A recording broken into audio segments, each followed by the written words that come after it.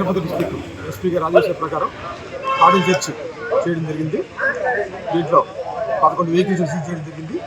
మన ఎస్పీ గారు ఏంటంటే ఎలాంటి డాక్యుమెంట్స్ లేకపోయినా అలాంటి డ్యామ్స్ అమ్మినా కానీ దానికి ఈక్వల్గా ఏదైనా కానీ అనాథరైజ్డ్ ఐటమ్స్ ట్రాన్స్పోర్ట్ జరుగుతున్నా కానీ గంజా గురించి మెయిన్ ఇంపార్టెన్స్ ఇవ్వడం జరుగుతుంది. ఎవరైనా గంజా అమ్మితే వాళ్ళ మీద షీట్లు ఓపెన్ చేయడం జరుగుతుంది. తర్వాత ఏదైనా ఒక 1 or 2 3 కేసులు ఇన్వాల్వ్ అయితే పీడీ యాక్ట్ కూడా పెట్టమని చెప్పి పైన రిస్ట్రిక్షన్స్ ఉన్నాయి. అందుకని ఎవరైనా తిక్కల పనులు చేసినప్పటికీ వాళ్ళ గ్యారంటీ సివియర్గా పనిష్మెంట్ ఇవ్వడం జరుగుతుంది. ఈరోజు మా పోలీస్ స్టేషన్లో మా 1 టౌన్ సిఐ గారు, 2 టౌన్ సిఐ గారు అండ్ రూరల్ సిఐ గారు అండ్ ఒక 60 మంది స్టాఫ్ మొత్తం పాల్గొన్నారు. దీంతో ఈ వెహికల్స్ సీజ్ చేయడం జరిగింది. కొంతమంది సస్పెక్టెడ్ హౌసెస్ కూడా కొన్ని ఏరియాలో కొంత కాటన్ చర్చ్ ద్వారా కొంత చెక్ చేయడం జరిగింది. ఆ పాయింట్ ఆఫ్ వ్యూలో నెక్స్ట్ ఏదైనా జరిగితేప్పటికీ వాళ్ళ మీద సివియర్గా పీడీ యాక్ట్ చేయడం జరుగుతుంది.